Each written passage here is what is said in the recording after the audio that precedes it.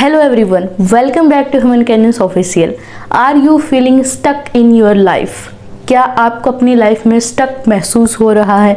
क्या आपको लग रहा है कि मैं अब स्टक हो चुका हूँ, मैं इतने गिल्ट में जा चुका हूँ कि अब कुछ भी नहीं कर सकता, ना ही आगे बढ़ सकता हूँ ना पीछे जा सकता हूँ, और आपको आपका दिमाग एक ब्लैंक स्लेट की तरह लग रहा है कि अब तो फिनिश, अब कुछ नहीं हो सकता, मैं कुछ कर ही नहीं सकता, I am not capable to do anything.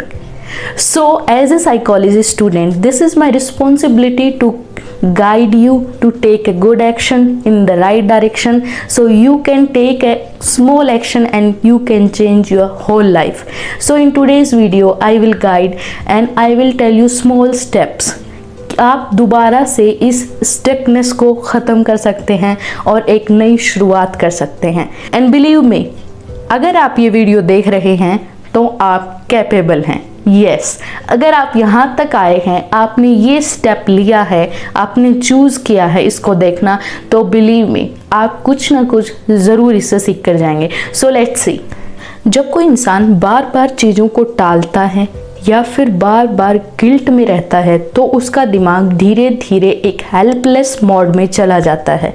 Neuro science में इसको लर्न्ड हेल्पलेसनेस कहते हैं, जिसका मतलब होता है अगर आप धीरे धीरे इस मोड को आगे ले जाते हैं, गिल्ट वाली फीलिंग को, डिसीजन नहीं लेते हैं, एक्शन नहीं लेते हैं, तो आपका दिमाग धीरे धीरे ये प्रिटेंड कर लेता है कि अब कोई फ़ायदा नहीं है.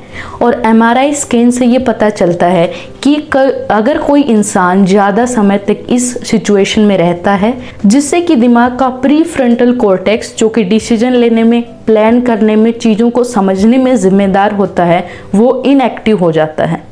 और धीरे धीरे अगर आपका प्री फ्रंटल कॉर्टेक्स इनएक्टिव हो जाता है तो आप वो चीज़ें नहीं सोच पाते जो कि आपको सोचनी चाहिए, जिससे कि आप धीरे धीरे एक स्टक मोड में चले जाते हैं.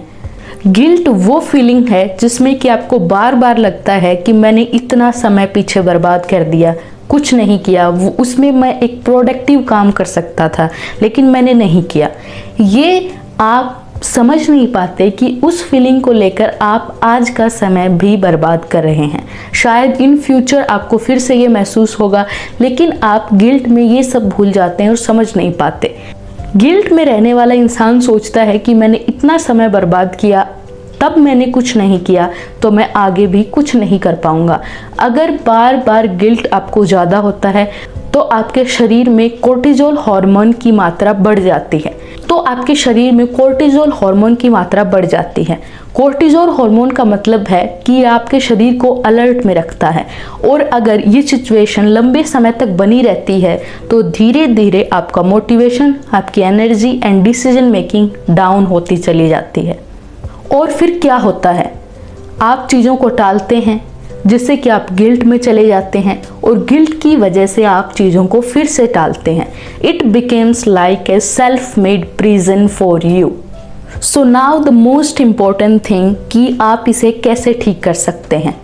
तो according to neuroscience you have to take a small action that can hit your dopamine level.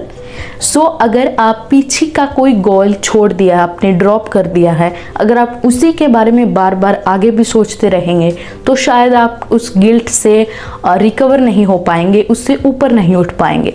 So you have to start a new thing. अगर आपको एक नई शुरुआत मिलती है, आपको जो चीज़ पसंद है अगर आप वो शुरू करते हैं, like a small bit, so this can hit, या आपके डोपामिन लेवल को हिट कर सकता है, जिससे कि आप उस प्रिजन से थोड़ा बहुत निकल सकते हैं.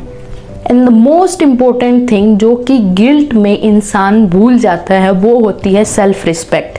अगर आप खुद की सेल्फ रिस्पेक्ट नहीं कर सकते तो आप शायद नहीं निकल पाएंगे इस सिचुएशन से. आपको खुद को वैल्यू देनी होगी, आपको खुद को प्रायोरिटाइज करना होगा. यहाँ पे जो सेल्फ रिस्पेक्ट है उसका मतलब ईगो नहीं है, that's not mean ego. Self respect का मतलब है आप खुद को कैपेबल समझते हैं कि आप कर सकते हैं.